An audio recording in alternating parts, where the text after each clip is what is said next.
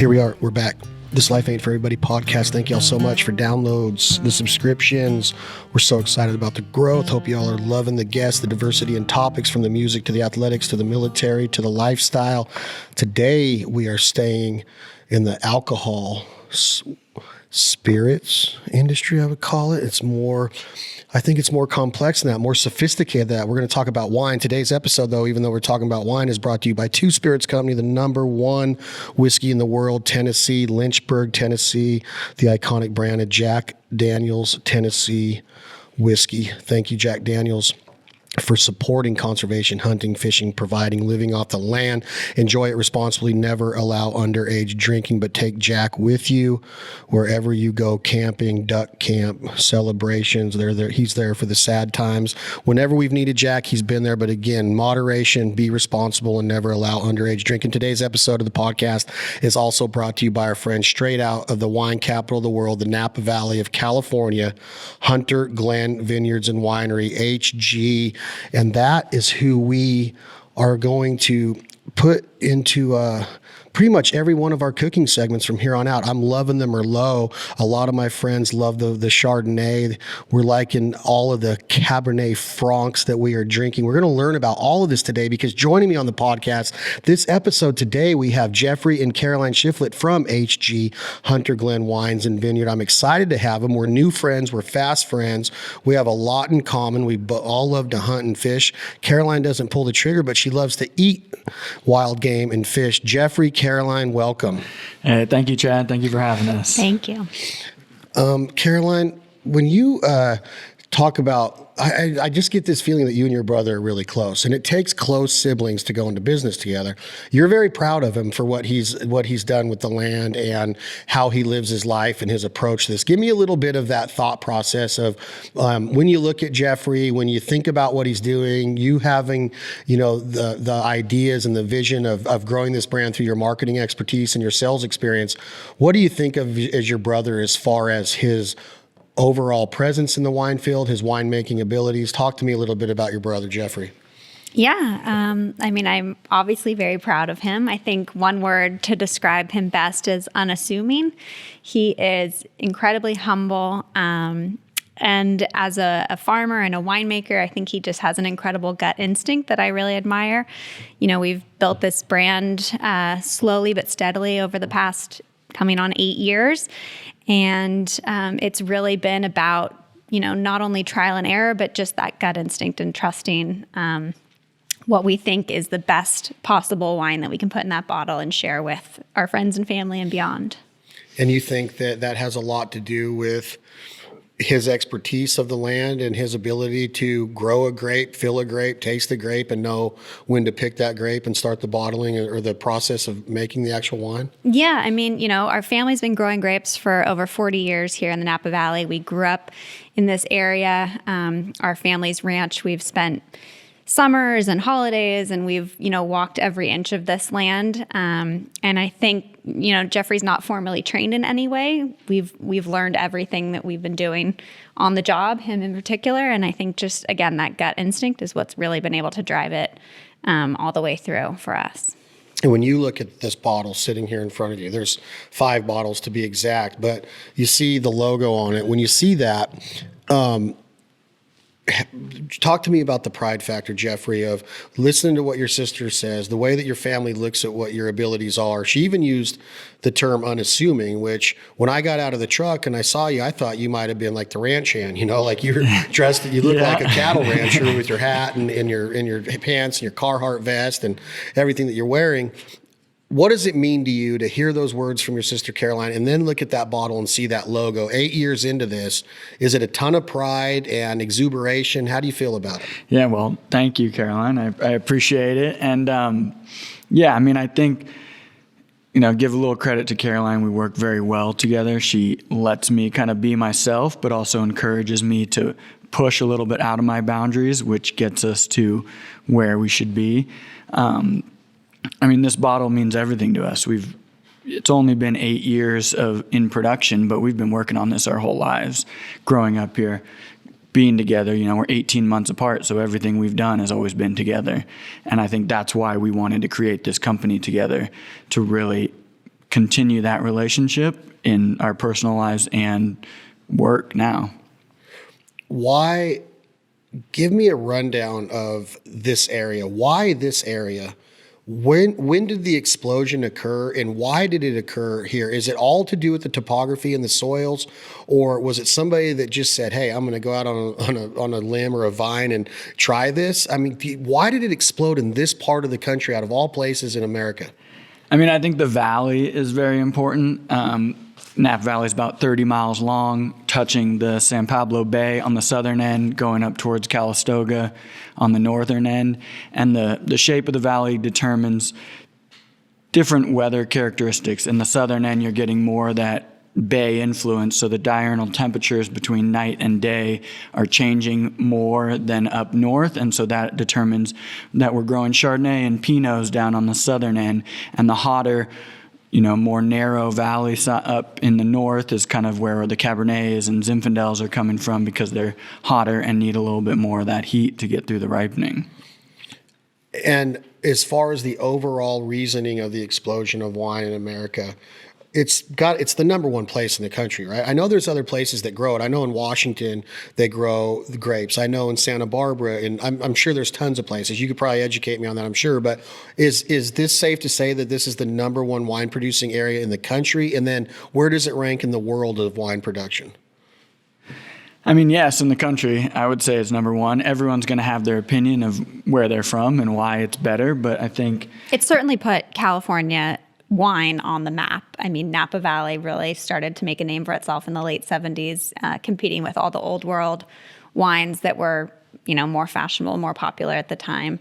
And I think, really the judgment of Paris when a Napa Valley wine beat a French wine in a blind tasting realized and made the world realize that we had something to offer that was just as good, if not better, than what other regions had been making. And just from there, I mean, it's been a small community that's grown into a larger community of people that are multi-generational families that are still making wine here in the valley, and really just being stewards of the land to really showcase. Yeah, I think it started with the farmers, and that's one aspect that I really love. Is it is about the land, and the farmers who were here first knew what they had, and then it was broadcasted to the world from there. You guys have a connection to the area through generations and family, owning land here, growing grapes here. You said 40 years. Can a new person come in here and develop a brand and grow grapes and get into the wine business? Or is that out of the question now, unless you just have either a ton of money or a connection or, the generational deal? It seems to me like with that, when you said the size of this valley, there's not a whole lot of room left, is there? Yeah, there's not really any developable land left out there. That being said, anyone can buy bulk wine or juice or grapes and put their own label on it and sell wine and be a wine maker. You can. Yeah. I mean, and people are doing that. They're coming from all over, creating brands. But I think, where you're starting to see the shift and the divide is coming back to those family farms and the multi-generational families that have a true story to tell beyond just wine in a bottle. And we really want to make sure that we're sharing that story and pushing that legacy forward. What is it about the explosion of... Has wine always been famous and popular in the United States, in the continent of the United States? I know it was in Europe and you call the old country, the old land of France and in Spain, and where wine was grown for hundreds of years, or where the grapes were grown for wine. Has it always been a sought after drink, or accompanying it to a dish or a meal, or you go to a bar? Now you have wine bars all over. You have wines offered in every bar in America and restaurants. It seems like it's a very sought after lifestyle now of wine. It's more popular than it's ever been. Yeah, I mean, I think wine has not intrinsically been a part of the American culture the way it is for France or Italy or Spain. Like, they're used to having wine with meals, for ages. And that's definitely not necessarily something that I don't think America has really known until more recently. Yes, there's, an explosion in popularity. There's more choice. It used to be jug wine. And that's what Red people, or white. it was red or white. Chablis or claret, I think, was the red that was sold in jugs, and it was generic and it didn't necessarily have a story to it. And I think there's just so much nuance now to the wine industry, and you can go down a rabbit hole of really getting into so many different aspects of it. And I love that about it. I think that's why we started our brand, is that we grew up in Napa. Our family's been growing grapes. It's literally been in our blood for our entire lives. But we did need to separate ourselves a little bit to have an appreciation for it. We both went away to college outside of California, came back, and really started thinking about what it is we like about wine and food and community and bringing people together. And I think that's one of my favorite aspects of this business, is just the interconnectivity of it, the community. And it's such an enjoyable product that, it makes it fun. Ray Particelli from Napa Valley Olive made a comment, Napa Valley Olive Oil Company made a comment about the American Heart Association deemed olive oil healthier for cooking back. I don't remember what year it was, but a lot of Americans were cooking with butter or other ways of getting their food sauteed or fried or whatever. When that happened, there was a big explosion of olive oil. The health benefits of wine, is it a rumor? Is it truly healthy? Is it a better way to get your buzz on, for your heart or for your blood? Or is it true, or do you know anything on that aspect of wine? Certainly don't want to make any claims. We're not in the medical field whatsoever. I think it really comes down to moderation. Yeah. Everything's good for you in moderation. Yeah. There are compounds in red wine that are, supposedly healthier, but again, in small quantities. Because the alcohol that goes along with it is not necessarily. How many days a year, aspect. Caroline, would you say you touch wine to your lips? Oh man, It's just On a the spot. question. are you my doctor? It's just a question. I'm just wondering. Because you guys are both in good shape. You're both healthy. And you're living this life of wine where people are coming in and out of here daily, tasting wine, buying wine. You're tasting grapes. You're tasting different selections. Is it okay to drink wine every day? I'm trying to figure it out because I love this HG Merlot. I want to drink it every day. Is it okay? I know moderation is a big part of it. Moderation. I would say I have wine probably 4 or 5 nights a week. With meals. Yeah, start without With and ice then move cream. into. Sitting on the porch at Sitting on the first, and porch. then going to dinner, and Exactly. then one after. It's all about moderation, and it's meant to be enjoyed, but make sure you know what you're tasting. Like, are you getting enjoyment out of it, or are you just seeking that buzz? Because those are two different things. So we've been talking a little bit about the Justin Timberlake song, Bringing Sexy Back. We've also been talking about Paul Giamatti in the movie Sideways. It's probably a decade old, if not more now. More than that at More this than that. point. It's crazy how fast time goes by. Yeah. That movie was kind of responsible for the downfall of Merlot, per se. Your Merlot's on a different level. Thank you. You're very welcome. And I really mean that. Like, it's legit. People need to get a bottle of this Merlot ASAP, stat. What's going on with it? Why is it different? Why are you guys on? You really did tell me, and you made the comment. That's why I thought of the Justin Timberlake song. Caroline said, we're bringing Merlot back. Is this Merlot the best you've ever tasted? It's really good. Talk to me a little bit, Jeffrey, about this Merlot. I think with my winemaking style is we want to showcase the characteristics of that variety. And so with the Merlot, it's fruity, it's a little bit softer, it's maybe more approachable to more people. And we want to showcase that while balancing it with some nice oak and get that structure out of the barrels. And so, I think in our style, it might be more approachable to everyone. And well, it still holds its own by having the mouthfeel and the body of a full-bore wine. I think sometimes Napa wines can get a little overpowered by the use of French oak, and it just becomes this big, high-alcohol, tannic wine, and we want to be a little bit more on the softer and elegant side. And so making our Merlots, pushing that fruit forward, which I think comes from the Shiflet Ranch, which is our main vineyard source for Merlot. And I think that really speaks highly of the property, the farming, the soils, the sun aspect. Everything comes down to that flavor. Now, when you talk about the farm and the vineyard and the process, Take me through it as the farmer. Where is the planting? Where's the cultivation? Where's the harvest? When is all this taking place? Yep. So at Shiflet, we do everything by hand still. We're not using any mechanical harvesting or anything like that. It's all by hand. We're starting in early February with the pruning. So we cut off all last year's growth just to the points where we want to grow this year. So we leave 2 buds per position to grow for this next season. And then we're coming through and suckering. So you make sure you take all off the extra growth that's come up, because they kind of come out like a bush, and then you sucker them down to just 2 shoots. And then we're going through and pulling leaves. And when we're pulling leaves, we're trying to manipulate the sun exposure from each cluster. So we want that dappled light. So we leave a little bit of one layer of leaves, so the sun's coming through and getting that dappled light to get ripening, but we don't want direct sunlight and we don't want direct shade. And then we're coming through, and now we're probably into June. So February to June, we're doing those first 3 tasks, and then we're coming into our fruit management pass. So we'll look at the vigor of the vine and kind of decide how much fruit that vine should carry. There's kind of standards based on the trellising system. First wire, second wire, third wire determines how many clusters of grapes that vine will carry.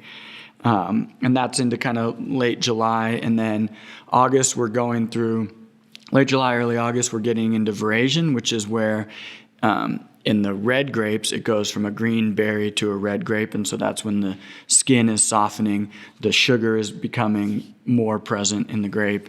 And we are then kind of just monitoring at that point. We might do one more fruit adjustment based on what the vine is looking like.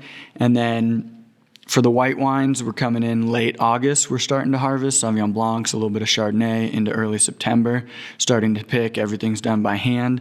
We harvest everything at night. So it's 2 things going there. It's one, easier on the crews because, September in Napa can be 105 and 3 in the afternoon. So we don't want to make the guys work in those conditions. And so we set up stadium lighting. We're picking everything with headlamps and full lights at night. And then the grapes are colder, which makes them in a better condition to show up to the winery to be processed. So you don't want a hot, soggy grape won't make as good a wine as a nice, crisp, cold berry. Because a lot of people are trying to keep the berries intact to go through fermentation as whole berries, and you don't want a big, mushy mess when you start processing. So the red grapes are kind of picked in that, maybe late September, more into October and into late November, picking everything for the reds. And then we're shutting the vineyards down after that, doing some erosion control measures, spreading straw, cover crops to replenish some of the nitrogen and nutrients back into the soil. And then we're putting it away and everything goes dormant for December. And then Jeffrey goes hunting. Yeah. Then duck season rolls around and we go disappear for December and January. Fill the freezer. Yeah. Come back to work at the end of January feeling revived and ready to go. I love it. So, Caroline, with all of that said and all the work and passion that goes into that part of it, you still got to sell it. We've started with a certain amount of cases. We've grown it to a certain amount of cases. We've made a goal of this many cases, which we've touched on. I'll let you say those numbers. How do you grow a wine brand? I know you've shipped it to a couple foreign countries. Talk about that a little bit and why. How does that come about? Are there distributors that contact you? Is it all connection based? But how do you go from that initial case launch to this number that your goal is? It's, I think Jeffrey said this many times, even before we had wine in bottle, but hadn't started selling it, because obviously you need a few years before you're ready to launch. And he said, I'll keep making the wine. You're the one that has to sell it. And let me tell you, it's easy to make wine. It's hard to sell it. It's hard to sell it. There's a lot of competition in this industry. There are endless brands, and trying to fight for that shelf space or that, placement in the consumer's mind is really challenging. And I think what we have going for us is a legacy and a story that we're trying to tell. We didn't just show up in Napa to put our name on a brand. Like, we're really trying to showcase, our family's history as grape growers and stewards of this land. Our great-grandfather came here in 1942, and we're fortunate enough to be fourth generation of a family that's been in Napa, predating many other families. So I think that's one part of it, and really just trying to get the story out there. And I think, thanks to you for having us on this podcast, things like this is how we're going to just keep chugging along to get our name out there. And slowly but surely growing. I think a lot of this has been trial by fire, and we've jumped into things that, maybe in hindsight weren't the best ideas, but we're just kind of trying to figure out our best foot forward. A lot of the distribution, so we're currently in New York, New Jersey, Ohio, Indiana, Kentucky, New Mexico, and going into Michigan this year. So that's domestic as well as anything we sell in California. And that's been mostly relationships. We believe in our product. And I think as soon as we have that opening to get that in front of people, they realize too that this isn't just another wine brand. Like, we have some legs to stand on in terms of the quality of our product. And that helps. But yeah, just trying to get the word out there. We did, you mentioned, Italy. We've just exported our first 30 cases to, and we've also exported to Japan in the past. And that's also just been relationships, which we're fortunate to just kind of continue to build on our network. And, it's slow going, but bit by bit, we're getting our name out there. We started with 100 cases of a red blend in 2013, and we're now up to about 750 cases, is what we bottled of our 2018s. And I think that goal ultimately is to get to the 10,000 case mark. I think that's where we see ourselves being able to both do this full time, support ourselves, support our families, but still be able to be hands-on. And, right now, if you come to taste with us, you're sitting down with Jeffrey or myself. And, that's a pretty unique experience in Napa. Not everyone is going to a wine tasting with the winemaker or the owner. And that's what we can offer you. And we want to be able to continue to do that. Jeffrey's hands-on. Like he just mentioned, he's the vineyard manager for the family by day and making our wine at night. So he's truly touching these grapes from the beginning of the growing season all the way through to putting them in the bottle, making the wine, and very hands-on from start to finish. Wow. I was like almost. That's why I partnered with her. I was mesmerized just now. She literally went in the form of my question and hit on every point. Like, she memorized my question and then that was perfect. Oh, good job. thanks. Very good. You could tell you know what you're doing with marketing and sales. Jeffrey, when you think about what it takes to grow a brand and then be the entrepreneur, go out on your own, you're responsible for your family, you do have another job, but you have a lot of responsibility here. You have her, you can't let anybody down. You have a responsibility. Has there ever been a time through the peaks and valleys, no pun intended, where we're at right now, that you wanted to say, no more? I got a full-time job, we're killing it. Is it hard to do this with how slow your sister's talking about that it can be? Yeah, I mean, it's hard. We're 8 years in, and yeah, there's been a lot of times, but I think this industry gives you that time, like December, when I can slow down, go do something that I love. It really makes me appreciate and realize why I'm doing this. And those little breaks in your daily life that re-energize you, I think, are very important. And kind of like Caroline said, we grew up here. Every summer I worked on the ranch, and my parents were encouraging to get us out of California for college. So I went to the University of Colorado. I snowboarded for 4 years. I studied environmental science, didn't do anything with wine. And I think that made me appreciate this industry even more. That ability to go out, see something else, realize how special Napa Valley is and this industry. And so I can't really pinpoint one day that I wanted to just quit, but I think it's having the ability to take some personal time really re-energizes me to get back at it. Honestly, Caroline, with these bottles sitting in front of us, do you and your husband ever open up another brand of wine, or is it always HG because of favoritism, bias? It's your brand, you're the owner, your brother's the winemaker. Do you drink other wine still? I mean, I have to be honest, of course I do. There's, like I said, There's a world of wine, and that makes us only better as, winemakers and winery owners, that this industry relies on one another. And I think it all comes back to community. And there's so much to explore and to see. And I think, my husband and I have really greatly enjoyed traveling to other wine regions and going and tasting elsewhere. And I mean, that's when I get super excited, because then I hear these people talking about their passion and their brands and their wines, and I bring that home with me. And I just am re-energized in that sense. He goes hunting and I travel. And that's where it makes me super excited to just come back and take anything I learn and apply to, our experience here. I love it. So what do we have for the selection? Give me the rundown of the grapes and the selection that HG's offering at this time, Jeff. Of course. So we normally start the tastings with our 2018 Sonoma Chardonnay. So this is the only grapes that we source from another property. So this comes from the Starscape Vineyard over in the Russian River Valley of Sonoma County, kind of on your way out towards the coast. So with this wine, we're really trying to, we call it a Chardonnay for non-Chardonnay drinkers. And so I make it really crisp and acidic, and then I do a little bit of aging to round it out and give it kind of that middle ground between crisp and round and buttery. I don't want it to be a big, heavy Chardonnay. We want it to be light and approachable by everyone. And so we're picking it on the lower side, 22 to 23 bricks, which is the way they measure sugar, and based on the pH as well, which gives us our acid baseline. Everything's made in stainless steel tanks. It's all really slow, cold, controlled fermentation.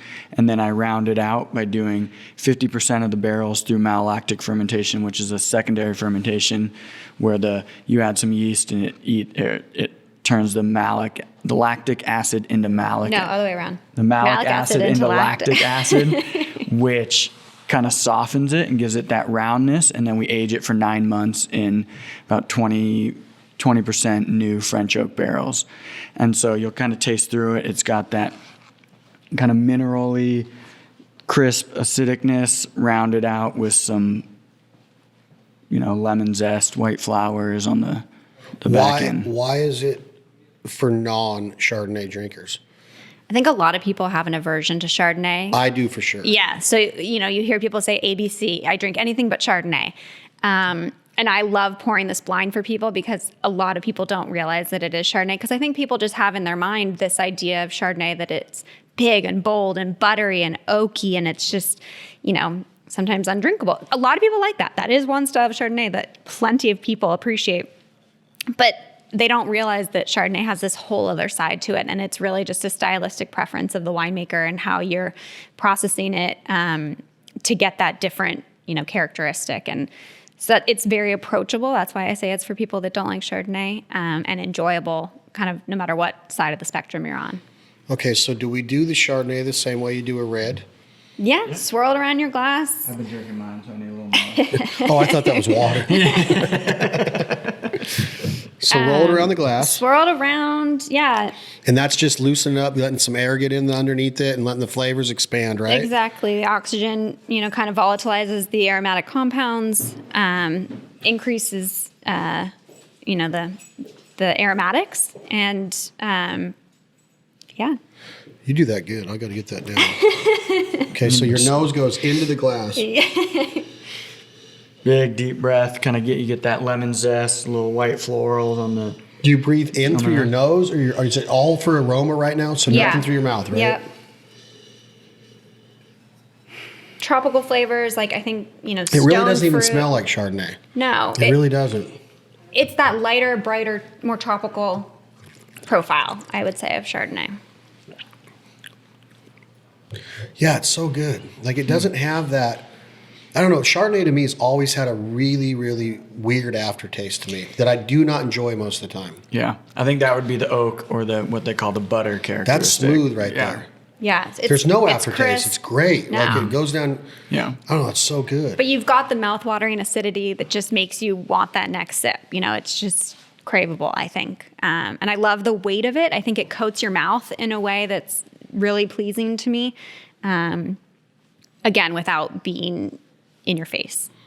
So when we start to pair this kind of wine with food, excuse me, what do we look for the menu to go with the Chardonnay? Wine pairings can get tricky because it's all about your own personal preference. Like there are plenty of people that drink red wine with white fish or white wine with steak. So I think it's really all about personal preference first and foremost. But if I were to pair this, I mean, I think it's wonderful on its own. I think it's wonderful with a lot of cheeses. And I think, obviously fish dishes, it complements nicely as well. So pretty versatile. It's a versatile wine. Yeah. So is it okay to drink a Chardonnay with a steak? Oh, yeah. That's what you like. Do you like it with a steak, or do you want more of a bold red? I like to start with the whites, and then I go towards the reds for kind of to balance that meatiness of a steak with something a little heavier on the wine side. They talk about dessert wines. Is Chardonnay, can it be considered a dessert wine, or is that more of your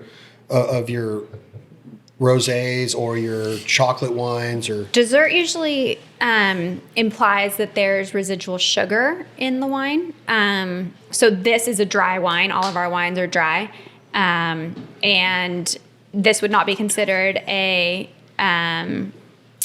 sweet wine or a dessert wine, but I would say there's certain grapes that can be made into it. Again, it's a stylistic, change and difference that people are going after, but residual sugar makes it a little bit sweeter, a little bit more syrupy, and that's typically what's paired with, the dessert courses or cheese courses on the end. that brings up a question that I meant to ask you earlier.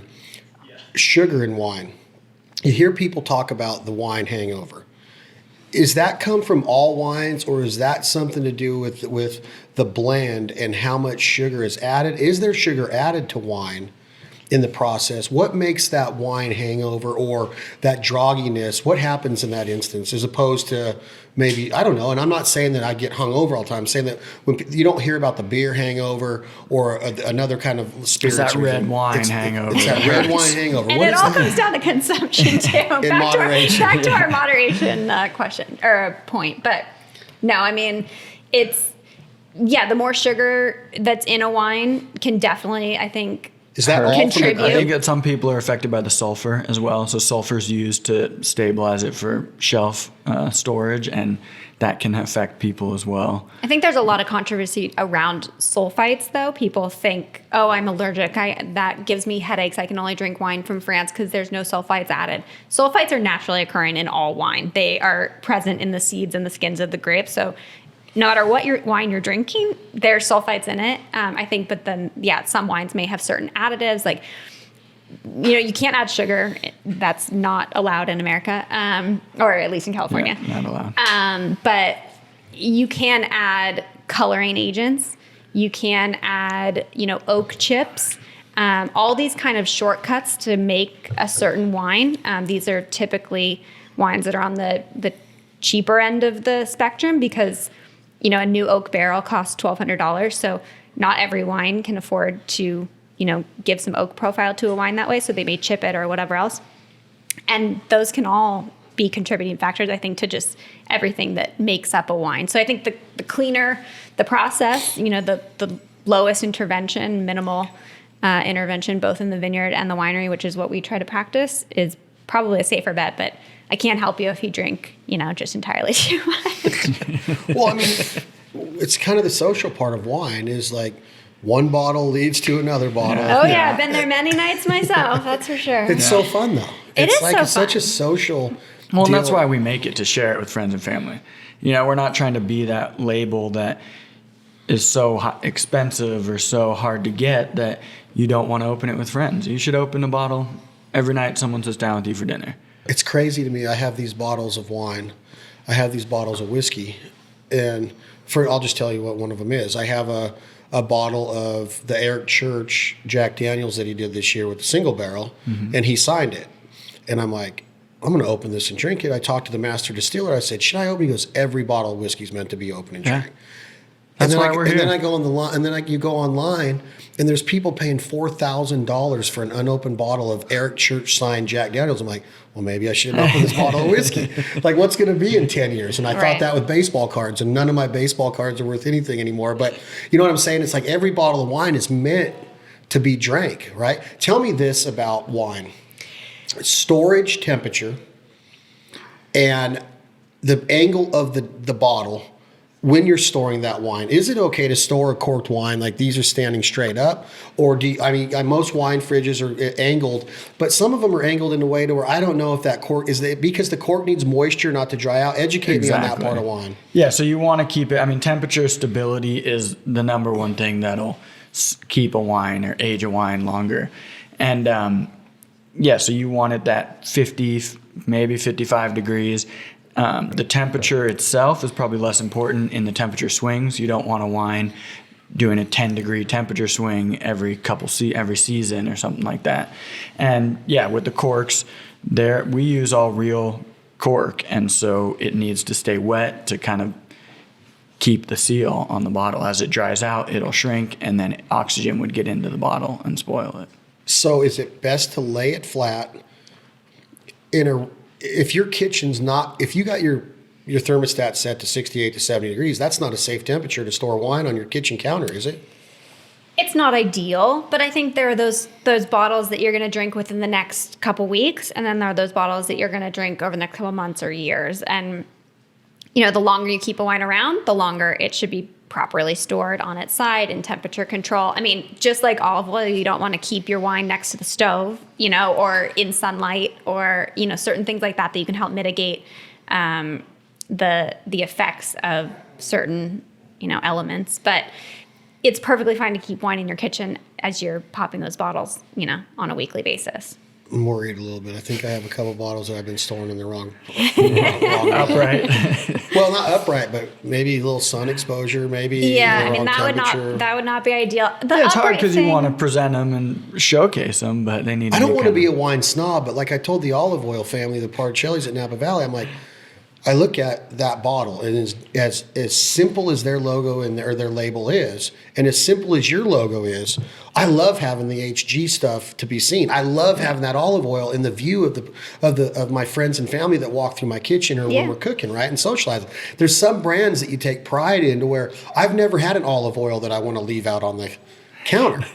And with the HG wine, I have it. Like, I want to call you guys and go, hey, I need some Magnums. Like, I want some badass prop bottles. We've got those coming for you. Yeah, I want some Magnum bottles. I want to be able to showcase it. Like, I'm proud of it. Like, I think it's good wine. I love your guys' story. So, like, that's the thing I'm wondering is, like, man, maybe I messed up some of this wine that I have that I've been storing the wrong way. When we say, that it should be on its side, we're talking years for it to you're really... You're trying to 10-year age a bottle. Like, for the cork to dry out and for any oxygen to get in, it would take years. Oh, really? Yeah. So not months? No. Not months, no. Real, okay, then that's a little bit relieving. Yeah, if you're not keeping things for more than a year, I would say sunlight is definitely not ideal, first and foremost. And just kind of trying to keep it as consistent as possible. Very good, very good. So this is the Chardonnay, and I'm very impressed. Like, for real, like, this is so much different than, I'm a total red wine favorer. Like, I do not like white wine. I've always told people, like my buddy Jim Ray, he used to have a wine shop before the recession hit in 2007 and 8, and then Costco kind of really grew their wine selection and offering, but knows a lot about wine. Like, when you started talking, I'm like, man, he sounds like Jim, because Jim's like, these grapes, those grapes, whatever. Yeah. He loves white wine. He's always cooking with a glass of white wine. I'm like, what are you doing, dude? You like to go straight to the red. Yeah, I'm like, what are you doing? Why are you drinking that? And he's like, it's good. I gave him a bottle of your Chardonnay, and he's like, it's good. I wouldn't even try it. And then my assistant, Jen, she's like, you got to try it. Yeah. And I'm like, it's freaking good. Like, it's freaking good white wine. So and I was kind of that way, too. I was originally only a red drinker, and now, with my Chardonnay, I love to drink it, and it's kind of expanded me to realize that there's a time and place to drink everything. Yeah. Yeah. I'm becoming a fan. I'm in my 40s and I'm becoming a fan of Chardonnay. It's weird. Like, I'm just like Chardonnay, but it's only happened in the last 60 days. It really has. It's all about Hunter Glen Chardonnay. Yeah, it's Hunter Glen Chardonnay. Chard for non-Chardonnay and it's so affordable. Yes. It's $30 at retail, right? Yep. Yeah. You can get this wine online at hunterglen.com. Yep. Is that I was just make sure I got it right. Yep. Hunterglen.com with 2 N's. Yep. And the Chardonnay is $30 a bottle, and it's a great wine for, just drinking or pairing with meals. I don't know why I'm so into pairing. Learning to pair. I want to learn to pair. It heightens the experience for sure. Like, there's no doubt about it when you have that, like, epic pairing that just elevates both the food and the wine. And then when they're together, it's magical. So I totally hear you on that. If you take that speckle belly, the way that we do speckle bellies, and you guys, I don't know if you've seen any. I've seen it, yeah, on the Traeger. And it's like I just freestyle, right? I try different things, but the speckle belly is my number one go-to for wild game. It's better than elk backstrap. It's better than axis deer. It's better than whitetail. It's better than anything I've ever eaten. I'll take it over almost any fish. I love California rice specks. Yeah. But the Merlot with specs, the way that we cook them, and if you have the right vegetable accompanying the spec, and you have the right starch, can be tricky with specs because a lot of people like a brown rice with maybe a hunter gravy on it. With specs, I have to taste the meat. Yeah. I don't need a lot of marinade. I don't need a gravy on it. My friend Mike Parker makes an unbelievable cherry reduction sauce, a raspberry and a blueberry reduction sauce for spec, and it's awesome. Don't get me wrong, but it's already sweet enough for me. But that Merlot, when you pair your Merlot with that spec, which I've done with Stefano and I've done it on my own several times, because I'm a Merlot, an HG Merlot snob, like I hide it from people. They can come over and drink the Cabernet Franc before they're going to drink the Merlot. Yeah. And I'm telling you, with California specs, with that California HG Merlot, is probably the best meal you could have right now. That's awesome. It's so good. And we have this new brand that we're launching. We just launched it 2 weeks ago called American almond beef. I get in trouble. On the tree or off the tree. They right? say they knocked the L out of it or whatever. I'm very humbled and blessed to be a part of this, and I promise you that I'm going to send you guys some in the next week, or if you come up next week, I'll send you home with some. It's the best filet mignon I've ever tasted. Yeah. The prime rib, bone in or bone out, so good. The New York strips, we have flank steaks. The carne asada, Cool. our ribeyes, bone in or without bone, are so good. And it's like this proprietary blend of feed that these guys that I'll introduce you to next week mastered. They're in the commodity business, and they're finishing our steers from 900 to 1,300 pounds the last 100 to 120 days of their life before they go to slaughter. And the marbling in the meat is it's different. Yeah. And I'm telling you, that filet mignon the night before last, I did 6 of them up in Chico, and we paired it with the Cabernet Franc with the red meat with like a legit steak. Yeah. And I'm talking like perfection. I had a 22-year-old kid there named Riley Haw. He's like, this is unbelievable. He's drinking the wine. He's eating the filet mignon. That's what you're saying, though. It's the experience, right? But she's saying that it makes it elevates it. It elevates it, yeah, right? I mean, everything you're saying. And I think just, anytime you drink a wine, I think you're thrown back to that place that you either first experienced it or, the enjoyment that you're having with others and the food. And it just all comes together, and it's amazing. I think that's the word to explain it. But I'm a really, I don't know if I'm a snob now, because like when I want to hunt specks and I want to hunt mallards, and I want to eat mallards and I want to eat specks. I love to hunt Canada geese. Okay, I'm not saying I won't go hunt another duck, but when it comes to like the table fare, I'm getting to that point to where I know what I want, and I know I want to learn how to pair foods. And I think people specialize into it, and they might get a little bit too detailed for me of like, it's going a little bit too far. I don't think I need to take it that far. I just like the way that it tastes together. Yeah. And you can't have enough good meals like that. Like when you can get the right wine around the right duck that you harvested and you honed your skill set to go out and be able to scout and create a decoy spread and create realism on the water and to call and vocalize and speak that language or that jargon, my hat, no pun intended, but like if you hone that skill set and then you can take it to another level, and the sustainability of the soil that your family's been on for 40 years, and you're growing these grapes and you're mastering it and you're picking these grapes and you're making this wine, and then you pair it with a duck or a deer that you went out and with that skill set, think about how badass that life is. Yeah. Your skill sets are all just coming together in this melting pot of like, you skill can't sets and passions, which I think is like the ultimate combination. The ultimate combination. Yeah. And the passion is what takes you to the point of developing those skill sets to that level of I can go and hunt and I can ethically harvest this animal. I can butcher it. I can process it. And then I can put it on the table with the wine that I made off of the grapes that I grew. Holy shit, dude, that's as cool as it gets. Yeah. Farm to table. Man, I'm jealous. Like, I thought I was doing all right living off the land, but you're like doubling up on it, dude. Trying. I love it. Congrats. All right, so we're moving on to the red, what you call the red. The red blend, yep. This is our, which is actually already in your glass. So we... I don't think there's enough in here for a tasting. Would you need Caroline? A little bit. So yeah, this is our red blend. This is what we started with in 2013, first wine. And in the beginning, it was really all about, what grapes we could get our hands on. So it was a little bit of this, a little bit of that, and the blends change from year to year. This is our 2017, which is 50% Cabernet Sauvignon, 30% Merlot, and 20% Cabernet Franc. All entirely from Shiflett Ranch and Vineyards, which is our family's property where Jeffrey is the vineyard manager. And that's one of our prominent grape sources at this time. So you can't call this any of those three you just named. Correct. You can call it a red blend because it's blended with those three grapes. Even though it has Merlot in it, it cannot be labeled a Merlot because it's not 100% Merlot grapes. Is that the California lawmaking of the wine world? Correct. That's how it works? Yeah. So it has to be at least 75%. 75%. Of one particular grape in order to put that on the label. So it has to be 75% of a Merlot grape to be considered Merlot, Cabernet Sauvignon, Correct. Cabernet Franc, Cabernet Sauvignon, Yeah. Cabernet Franc, which we'll get to, which is an unbelievable wine also. I think it's probably the consensus in my group, their favorite for the last 60 days. I really say, I'm being for real. I think that's their favorite. But is it because it's hard to find? It's definitely a niche grape. I think people love it or hate it. There's not a lot. Used for blending to kind of bring a little bit of structure into other wines. But you've mastered it on its own. We'll get to that. Let's try this. Let's try this. I got to hear the story of that later.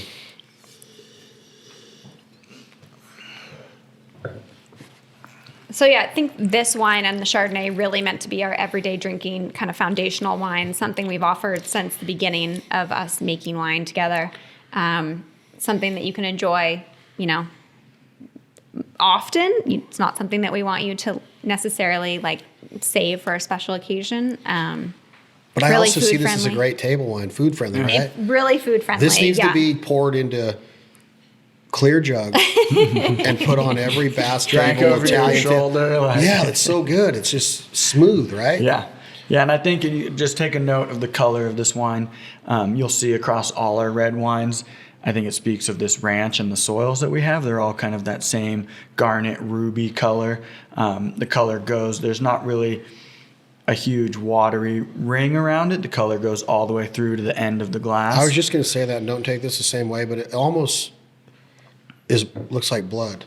Yeah. It is that legit color. There's no clarity as far as that water ring that you see on some reds. Yeah, it just goes all the way to the end of the glass, which is kind of unique, and all of our reds are that same general color. Have you tried this, Tyson? Tyson's over here I can tell when his mouth's watering because I can see his tongue kind of hanging out. Pour some, Tyson. Here's a glass right here. Try this red. There's a glass for me, but I don't know if Ty drinks wine, but try that right there. Our producer, Tyson Waldron's looking at us like, you sons of how are you going to do that right in front of me? And again, back to the price point at $45, we want this to be approachable. Maybe it's not your daily drinker, but you shouldn't have a worry of opening this to share with friends and family. No, and it's like what your sister Caroline just said. It's so good for food too. I know, I love the Merlot, and we're going to get to that, but this is a really, really good wine for the price point. Yeah, we hope we're over delivering. Oh, you are. 100%. But I still need it in a Magnum bottle. That would be over delivering. You guys should start a new thing called the Double Magnum, and I'll do the first prototype. Okay. You can just put one of those. You just could Spigots put a little on tap the or a spigot. Yeah. Olive oil spigot right on the end. Right on the end.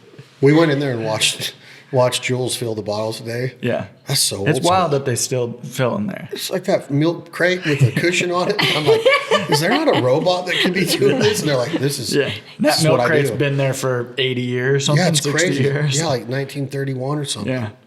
It's but nuts. that's, back to, what they're doing, what we're doing, hand touched, The coolest And- experience is this might be one of my favorite days of the duck season of going from that to this and all of the hands-on and like listening to Ray talk about you walk into that store and you're like, they say at night when the lights are on, you can see the lights coming through the cracks in the walls because it's so. Oh yeah. And he made a comment. He's like, there's stores today that are spending lots of money to get this. To look like this. And we have this. You know, it's like 100-year-old building. It's Preserved. so awesome. Yeah. And then the flavor of that olive oil, come on. Yeah. Do you cook with it a lot? Yeah, we do a lot. It's so Entirely. freaking good. Yeah. You could do shots of it. Throw it back. Okay, so this is called the Red Blend online, $45 a bottle, and it can be your everyday go-to. Everyday go-to. I like it. So I can't get over the color now that you mentioned it. It's good, yeah. Well, bottoms up and let's go to the Merlot. What do you say?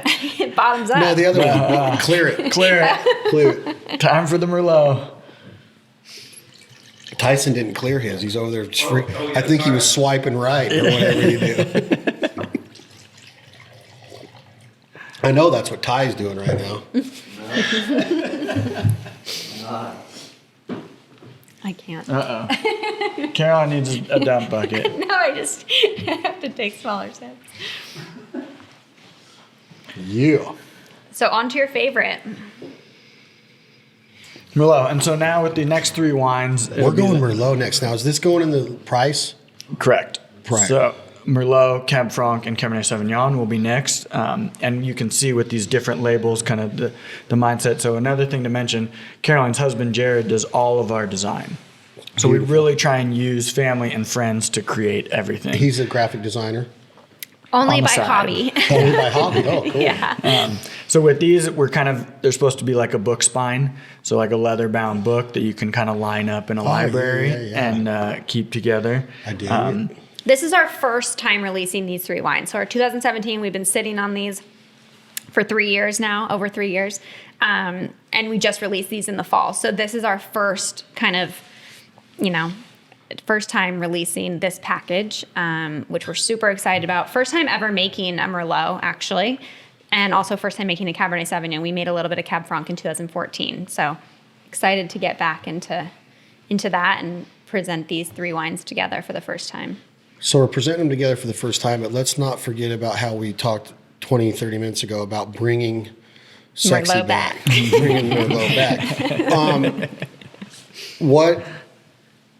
What happened to Merlot? Is it because of that movie 100%, or did it just get saturated in the market because there was so much of it out there, or was there so many grapes that people made an abundance of Merlot and people got tired of it? I think it's a combination. I mean, Merlot's been a huge part of Bordeaux varieties or Bordeaux blends, and has been a very important grape for the industry. And I think there probably was, an abundance of it and an abundance of maybe not particularly well-made Merlot. And then, Sideways probably didn't help. People that have probably never even had a Merlot just kind of heard the name. Wrote it off after that. Saw the movie and thought, well, I'm not going to start there with my wine adventures. But They called him Pig Vomit in the Howard Stern movie. Same actor. Paul Giamatti. Paul Giamatti. He was Pig Vomit, and he was the guy that ruined Merlot. We need Yeah. to kick that dude's ass. Yeah, But he is a hell of an actor. he sure is. Okay, so give me the rundown. If I sit down at a tasting with you, Jeffrey, and you say, here's what your expectation, or this is gonna, I don't want to say exceed my expectations, but what can I expect? And what is it? Is it bold? Is it smooth? So I think with this one, we're really trying to be fruit forward. We want those blueberry fruits, kind of raspberry, not that big, heavy, dark red fruits. We don't want plum or any of that. And so we're picking it a little bit on the earlier side compared to our Cabernet Sauvignon, which we let go a little bit riper out on the vine. We want the color to be there. So this is a little bit darker than our red blend, but still kind of that same color all the way through the glass from the middle to the end. We want those aromatics to be kind of fresh and vibrant and fruit forward. With this wine, we're doing about 33% new French oak on our aging, and that I feel like the Shiflet Ranch is a very soft wine, and you need to balance it with good oak, but you don't want to overpower it. And so oak brings in structure and tannins and mouthfeel to a wine that when it's a soft wine, you need to be very careful. And that's why we only are doing about 33% new oak on this. For every new barrel, I mean, you blend it with barrels that have been used 2 to 3 years, just so you get that balance of like brand new mixed with more neutral. Because the newer the barrel, the more oak influence it's going to impart on the wine. And that was the comment you made about the price per barrel. Yeah. So investment of a if barrel. someone is using 100% new oak, that means for every vintage, you know, however much they're making, every barrel we at have 200, at 25 $1,200. barrels a vintage, something like that. So it gets expensive. Are all the barrels I'm looking at right now the wood you're referring to? Yes. Wow. Yeah. And so with oak, it goes, you get about 70% of the new oak in the one use. So a red wine, one use, we're aging 18 to 20 months, and that would be one use. And then when you age it for this, you know, the second or the third and fourth year, there's only about 30% life left in that barrel. And then the fifth and sixth year would be what we call a neutral barrel. And so you're not extracting any oak characteristics. You're just using it as a vessel for storage, and you can use them for years and years and years as long as the maintenance is right. And at that point, you're just using it because of the oxygen exchange, which helps in the aging process. So the oxygen, there's aeration or oxygenation going on during the aging process. Through the oak. Through the oak. So through it's breathing. the wood, the wood's breathing. Yeah. Versus concrete, stainless steel, those are inert vessels that, you know, don't offer any Don't allow breathability. breathing. Wow, that's cool. Interesting. Cheers. Cheers. Salute. Salute. This is the funnest podcast I've ever done.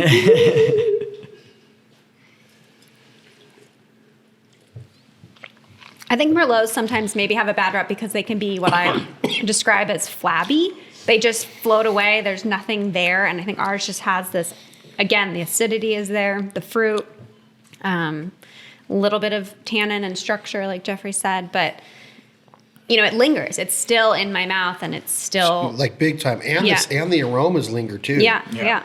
Like that smells so good in this glass. Okay, now I'm not talking smack, but it's way different than the red blend. Yeah. This Merlot is legit. We should have ended with this one. Tyson, you should clear that. He already did. You try He's ahead of Merlot? us, yeah. Oh, you poured the Merlot in his glass? Oh. No, we did both. Yeah, he Isn't came back. that legit? Yeah. So good. It's good. I'm really happy with this one. I'm going to need a triple magnum of the... So now we got the double and the triple magnums coming. I don't know. There's like Jeroboam. Yeah. They get bigger and bigger. There's something beyond a magnum. I don't know. Yeah, the there names, is. I've seen them. I've seen them on floors at Jim's house, the wine store guy. Yeah. I'm like, what is that thing? He's like, it's a 3 liter Nebehauser or whatever. Jeroboam. Is there a shortage on glass for the winemakers for the pandemic? We haven't experienced You haven't it. experienced? I heard that. They've said things about that, but it hasn't impacted us yet. Okay, good. Because It might not, because we're so small. Also, ordering 700 cases of glass is different than ordering 1 million cases, maybe. Is there a winemaker that has 1 million cases? A bunch of them. Are you serious? Yeah. No. I don't know if they're going to tell you that they're at 1 million, but those bigger guys, I don't know, Sutter Home, Coppola, Coppola's that big? between several brands, yeah. That was the first wine club I ever joined. Yeah. I was such a Godfather fan. I came here in like 2004 and joined him and Mario Andretti's wineries. And I would just walk, because I loved Mario Andretti because obviously the That's Italian right over influence. here in the same AVA as us. Yeah, and Knoll. I probably spent 3 hours walking around that place just being like, this is legit. Like, it was cool. It was, if I remember right, it was a little yellow, like a yellow house looking building. Yeah. Is it still Just yellow? right over here, maybe 3 miles. Yeah, those were the first two wine clubs. And then we got into Robert Mondavi. Mm-hmm. And then my good family friends in the Caranos had Ferrari Carano in Dry Creek. I think that's where it was. Yeah. And they just sold that winery a couple months ago. I think Rhonda did, but the Caranos own all the casinos, and we've been family friends with them for our dads were buddies. And, Yeah. but They sold that, I think, 2 or 3, 4 months ago, if I remember right. The Ferrari Corona winery. I kind of want more Merlot before we move on. But no, I'm just kidding. Take your last I'm just sip. kidding. I'm going to need to get an Uber. I need a slow-mo shot of the next pour. Okay. Can I get one with my phone and stay out of your way from right here? He gets mad at me if I try Where are we to. going? Which class? I'll go to Chad's. Hold on one sec. Can you set the bottle here with the Pick it HG up. this way, and then when I point at you, when Tyson says go ahead. Tyson, give me a 3, 2, 1. 3, 2, 1.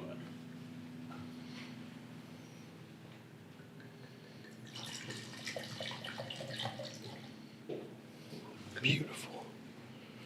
Good form, bro. I try. With a little twist. I learned that at about 7 years old, pouring my parents' glasses of wine. Knocked over an hour. That's so cool. God, what the age of technology we're living in. Oh, I want to show you this picture I took while we're on this podcast. I was like, I don't know if I should send that to them. They might laugh at me. But I showed this to a wine guy in Chico, who's a good friend of mine. He's like, that is effing rad. So I want to get your guys' opinion. I took this the other night. Bear with me for a second, please. Come on. Are we done with the podcast, or is this? No, this is all the podcast. This is how my podcasts go, Tyson. I like it. Okay, so I took this the other night, Caroline, in your marketing expertise. Okay, you ready? Yeah. This is a HG wine bottle with a cork in the spout behind a wine glass with my Merlot in it. You ready for this? Yeah. This is done by an amateur photographer On an with a iPhone. brand new iPhone 12. Okay. Oh, Jesus. That's awesome. Yeah. It's I like it's love in- that. Check it. It's like the bottle's in So the I'm glass. like, isn't that did sick? that. I swear to Yeah. God, in my life, I did I was that. actually He was there when I did I it. was making fun of him for doing this. I love That's that. all. Isn't Yeah, that cool? That's really cool. So I was like going to send These that to you guys phones. in high res, and I don't know what you could do with it, but You could be on an Apple commercial for the that. logo is Shot with pop. an iPhone 12. The logo is pop. No, I should get some money from Apple. I just, include us in that. Yeah, but I'm telling you, doesn't that a sick ass HG no. logo popping through the glass? It's awesome. You should submit that to Apple. I'm serious. I was taking on an Apple 12 Yeah. Pro Max the There day you I go. got it. I just got mine too, but I haven't done anything cool with it like that. And truth be told, I tried to take it again at least for 30 minutes, and I never got it again. I'm like, same what picture. the F did I push? But I got it, and I saved it, and it's high res, so I'll send it to you guys. All right, cool. I want to print out a poster right there, and I'll sign it at the bottom. Yeah. Okay. Like a photographer does. Yeah. Fancy. What is this? So this is our Cab Franc. Cobb Franc. I'm going to smell it. Oh, yeah. Cobb Franc. Dude, you need to drive. What are you doing? Oh, he's not. You're going to drop it. You're going to drop a camera. Matt. We got like 5 cameras going on this podcast. All right. So Cab Franc, kind of this along with the Merlot is kind of what we are going to build our names on. Again, sticking true to the true characteristics of the wine. Cab Franc is known to be kind of a good Cab Franc is a little bit herbal. They say, when they talk about Cab Francs, they use the word pyrazines or green, and that's kind of the scary side. We want it to be more lavender and herbal on that side. I think this is such a special wine because of where it comes from, and so it's grown at the Shiflet Ranch, and it's a southern-facing exposure in pure volcanic rock, and so because of that rock exposure on the bottom, we're getting radiant heat where the sun is reflecting off the rocks, and we get ripening on all angles of the cluster instead of just sun from the top. And I think that allows us to really pick it at a lower brick. So we really try and keep our alcohols a little bit lower. So I don't know how much you know, but bricks are the French or the unit used to determine amounts of sugar in the grapes. And it's roughly 50%, 24 degrees bricks is about 12% alcohol in the wine. It's not that simple, but it's close enough. And so we're picking this at 24, maybe 25 bricks, which is allowing us, we're still getting to about 14% alcohol. And I think that, again, makes it a little bit more approachable and kind of on that more elegant side, wouldn't you say? A little bit softer, a little bit, easier to drink. I use the word elegant a lot for all of our wines. I think that's a vein that runs through all of them. They're approachable and elegant. And I think that really just speaks volumes to Jeffrey's winemaking style. Like, he wants you to taste the fruit first and foremost, but also what happened in the vineyard that year. And from year to year, that may be different. We're working with a natural product, obviously. We're at the whim of Mother Nature, and we're just kind of doing what we can with what she gives us. So What would a Webster's dictionary definition of elegant be? Not verbatim, but what, like you see a dress on a girl, that's very elegant. I think classy, like pretty. Okay. The word soft comes to mind, Soft, feminine a little bit. I feminine. think our wines are on the more feminine side. If you were to, So you tell me I shouldn't be drinking these wines? no, Some people say Cabernet Franc is the feminine sister of Cabernet Sauvignon because it's just a little bit not as bold, I would say, and a little bit more approachable. What is the most popular wine in the world? Is that a hard question to answer? Because I think that's by region. Is And that I by think region? Napa Valley is known to the world for Napa Cab. Cabernet Sauvignon is what Napa is famous for. So when that happened on the French wine, the blind taste test, was that a Sauvignon it was Cabernet Sauvignon and Chardonnay. and Chardonnay? and both won. In what year was that? 70s? 74, 70? 73, 76. So that's what put Napa on the map. We need to know Correct. that. This is That put embarrassing. Napa on the map. Yeah. Wow. I don't know. I mean, I was born in 89, so like I don't. What are you laughing at, Caroline? What are you laughing at? You were born in 89? She You're in your believed 40s. No, I just say My that. math isn't good, I but just it's say better that. than that. Okay, so this is the Cabernet Franc. Cabernet Franc. What is 100%. What is Cabernet like? I know what a Cabernet is, but not wine speaking. I know like a Cabernet, or that's Cabaret. Cabernet is just the word that goes with grape.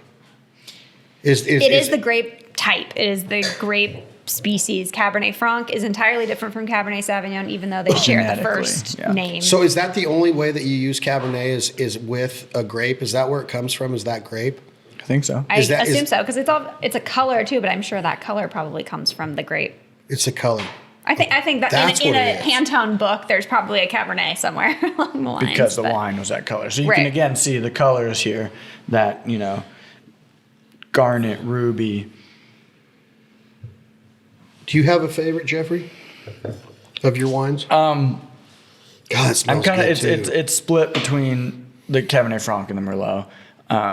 Probably leaning towards the Merlot. This is our first year producing it. We did do one other year in 2014 in the Cabernet Franc, which really got me excited about it. But yeah, it's probably the Merlot. Oh, look at you. Yeah, Justin Timberlake. Where you at, boy? I'm going to try this one. Call us, Justin. We'll get you some wine. Yeah, Justin. Hey, JT. Man, it smells good too, but I'm telling you straight up, Caroline, that does not have the same aromas as the Merlot. The Totally Merlot has different. got it. The Merlot has got This is herbal. It's, more earthy and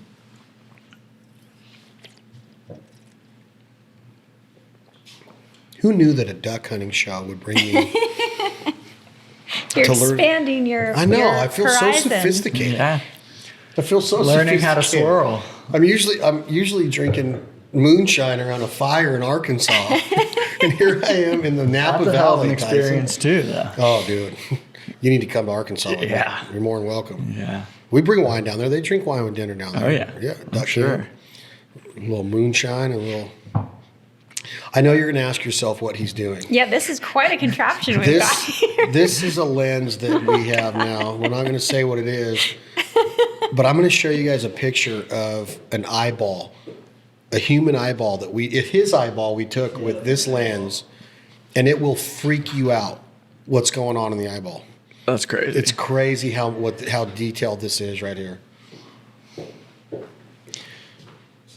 I'm gonna have one of these. Groups. Yeah, keep going. This is a Welch's. We got the cheese there to eat.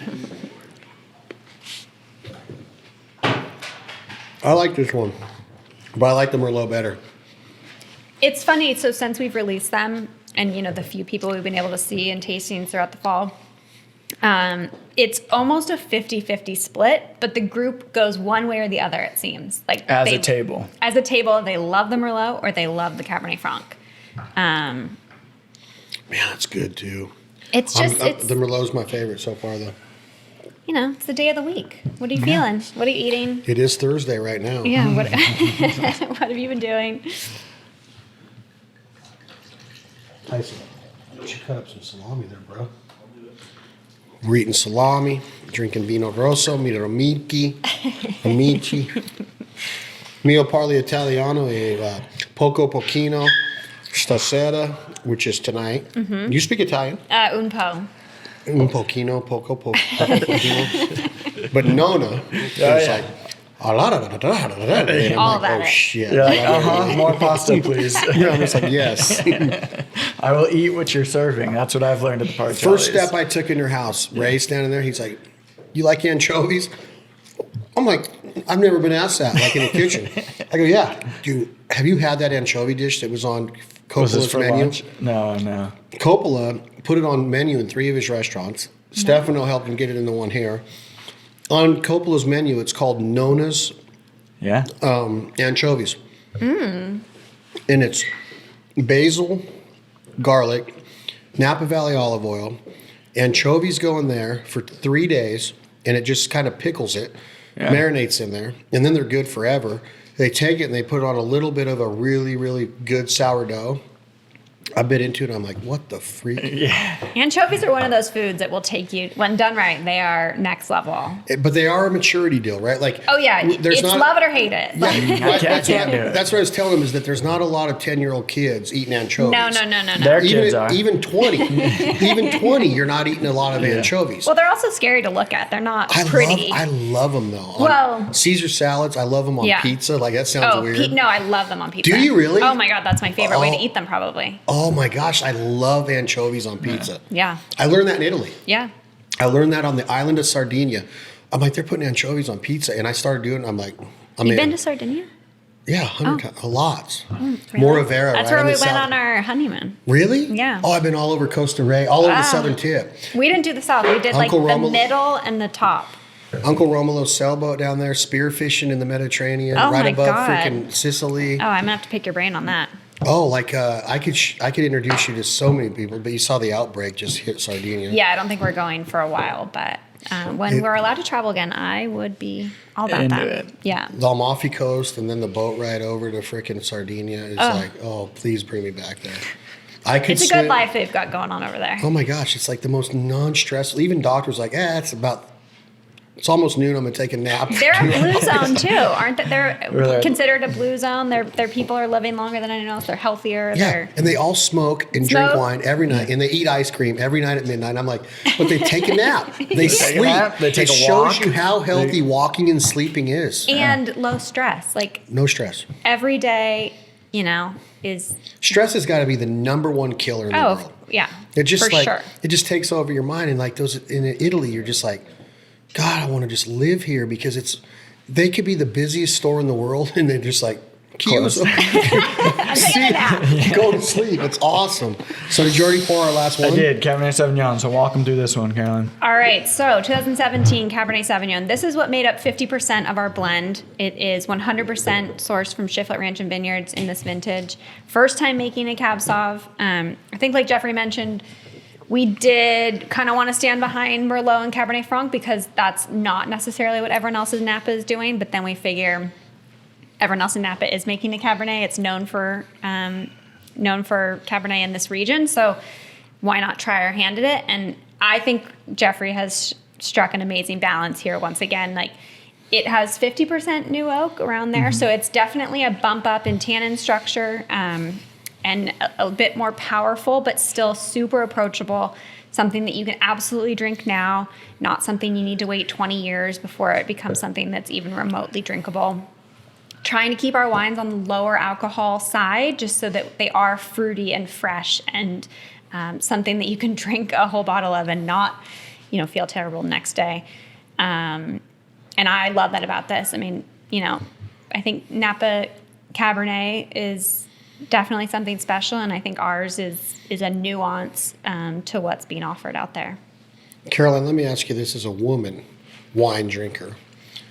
Take away the ownership, take away the knowledge that you have of the business. The mood part of wine selection.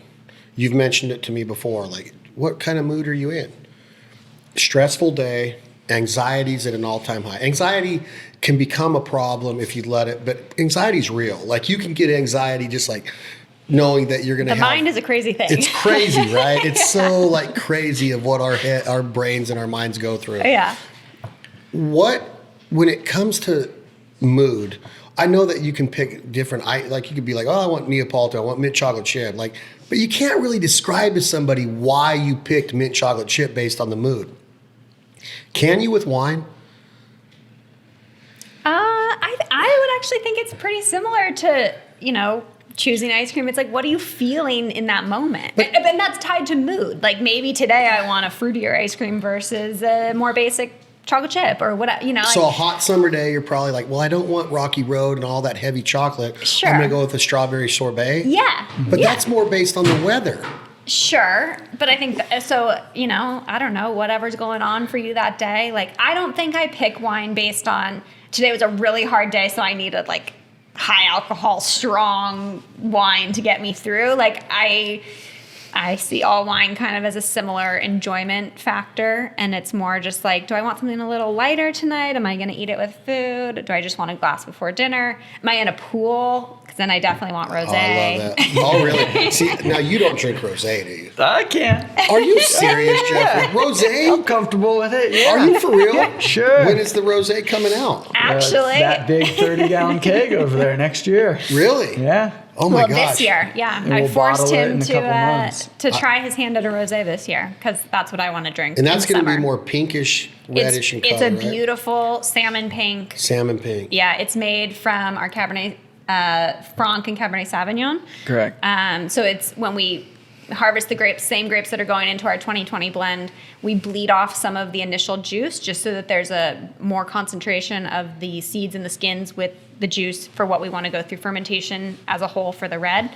So we initially bleed it off, and he was going to dump it. And I said, no, you do something with that. Look I at like your I can rosé. drink pink. Look at you. You can drink pink. Well, I can do hey, it. look, if you can do it, I can do it. You can because try it. You're a cowboy. Yeah.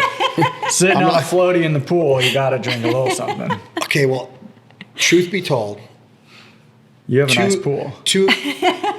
Have you seen it? Yeah. It's pretty legit. But you guys are more welcome. If, truth be told, I don't think I've ever drank wine in a pool.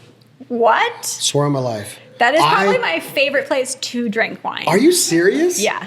Like, here's the deal. This summer, I turned into a total... You were inside with the AC? No. I never got out of my pool COVID. Oh, okay. Don't say White Claws. Oh, my God. You just guessed it. But that's not the right brand. Oh. Bud Light Seltzers. Okay. Yeah. I felt like a dork to where, like, I was like, I'm drinking a blackberry seltzer again. And now I got a strawberry seltzer. And I had to, like, check myself. I would, like, be like, what is going on? Like, Bud Light But or there's a Busch time Light. and a place. But all beer fits became that. obsolete to me. Yeah. All beer became obsolete to me. I think not until duck season I had a real beer. All summer I drank freaking seltzers. And they took the world by storm. They Oh, sure yeah. did. Like crazy. Yeah. Like the If sales only we were could've like, They're our predicted number that. one competition in the wine industry. yeah. Because Truly, White Claw, Yeah. Corona's got them. Michelob Ultra just introduced Everyone's the going line. to Bud come out Light's with their got 'em. version. And wineries probably will too at some point start making some. Yeah, canned. I mean, canned wine has become popular in the past few years anyways. Can but kind of slightly I'll tell you what's sparkling good. wines. You guys got to try this. California is one of the only states that has them. I just learned this from Jack Daniels. Country cocktails. Honey? Canned. No. Yes. Canned Jack and Cokes. It's Jack and soda. Amazing. Yeah. 8%. And then they got a honey touched lemonade with the honey Jack with lemonade. So it's like an Arnold Palmer kind of. Did you drank them? They're incredible, huh? I saw some of those when I did 4 months in a harvest down in Australia, and they had a lot of those canned cocktails. That's what they were telling me, is that New Zealand and Australia, they got a ton of them down there for Jack Daniels. 177 countries Jack Daniels has sold in. Wow. Isn't that crazy? It's so. I was talking to the part of Chili's about that today, about how many countries. It's a household name. Well, not just Jack, but I'm talking about spirits as a whole. Like, you think about the socializing of wine or spirits or beer, whatever. It's as long as what Caroline touched on before is the moderation and being responsible. It's such a good time if you do it right. Yeah. And I think that coming to this part of the country, and we'll end it by talking about how special it is to be up at Grandma's house today, looking out over that property and looking out over this valley. And what we take for granted is the dirt that we're standing on. We always say, I'm so happy that I'm on this side of the dirt. But everything that we put into our bodies on this side of the dirt comes from the other side of the dirt.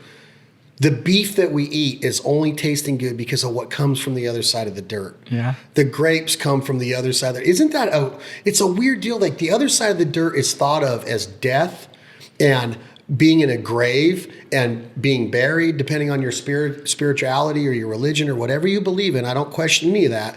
But isn't that weird how much life comes from that dirt when it's thought of like, that's not where we go to get buried. We don't want to be there. Right? We don't want to be there, but that's where life begins for so many, whether it's an almond or a walnut or a cashew or a peanut everything's grown from the dirt. It all comes from the dirt. So it's always weird to me, like, we die in the dirt. We go in the dirt when we die, unless we're cremated, and then we go, I guess, on the dirt. Like, well, Out to sea. We're gonna go somewhere else after that. You know, It's just I love what socializing means with.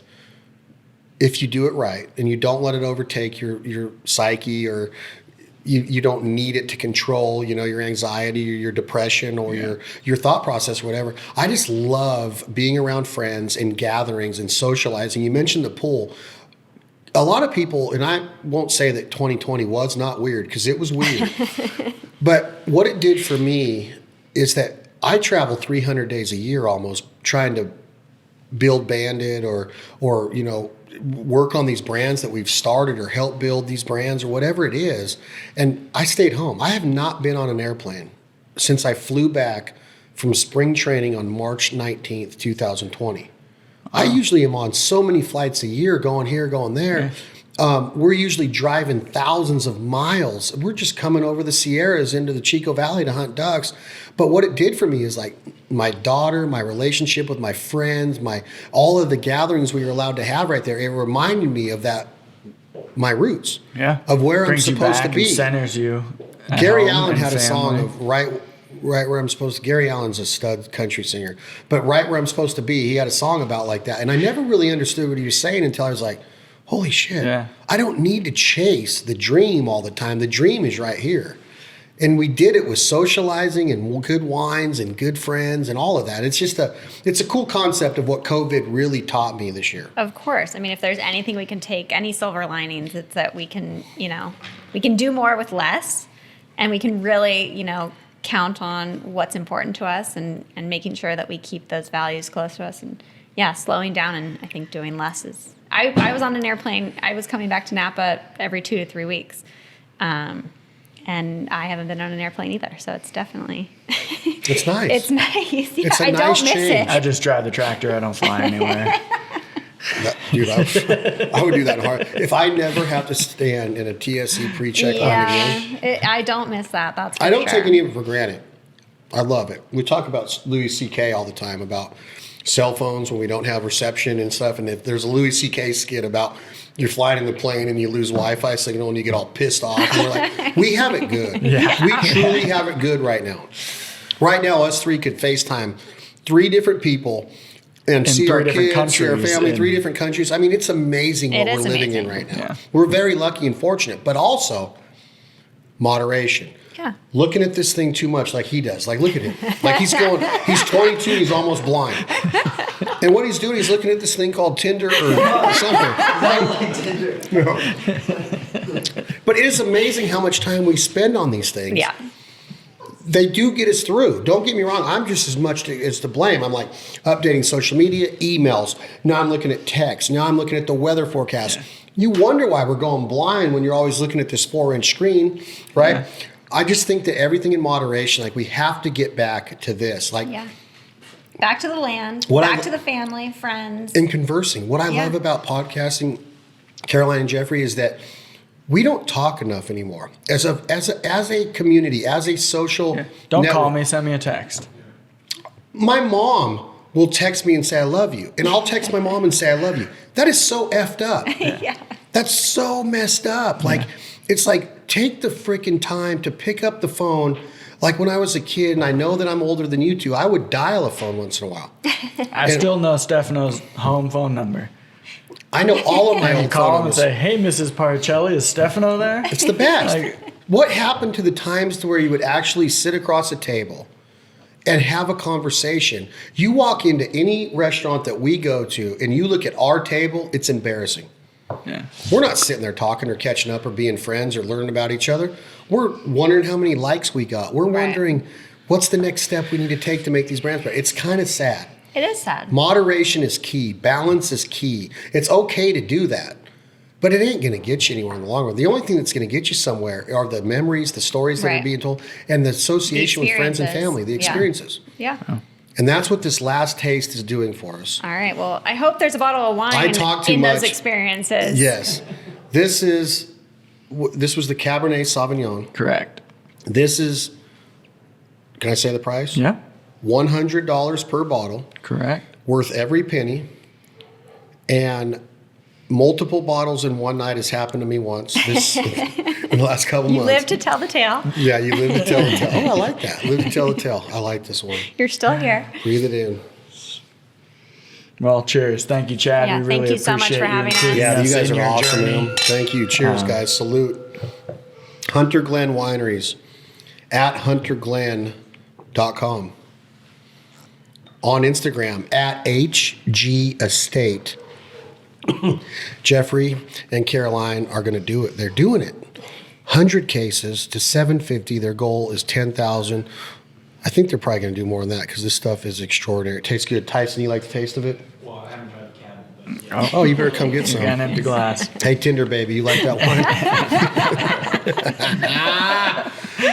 Today's episode of This Life Ain't For Everybody podcast, Jack Daniels. Enjoy it responsibly. Never allow underage drinking. And please support the partners and sponsors that support us. And that's why we are working with Hunter Glen Wineries, Vineyards, the grapes, Jeffrey, his sister Caroline. They are awesome, salt of the earth people. They care about their friends and family. They care about their country. They care about their community. We're all going to work together to become unified, to be happy together. Sit down, have a conversation with somebody, get to know them over a glass of HG Hunter Glen wine. I prefer the Merlot, but now I'm becoming a little bit of a Chardonnay snob. Hey, I'm a white wine guy. Porch pounder. Next week, we are going to have a dinner that you're going to see on the Foul Life Instagram stories. I hope Jeffrey makes it up. I hope Caroline and her husband make it up. But we are going to be doing speckled belly geese and rabbits with the Particelli family from Napa Valley Olive Oil Company. It's going to be an amazing dinner. I absolutely love eating rabbit. And when I told Nona that I needed some rabbits, she looked at me and said, no problemo.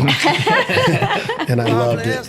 This has been another episode of This Life Ain't For Everybody podcast. Tom, Jake, hit that button. This song is called What You Gonna Do When the Money's All Gone.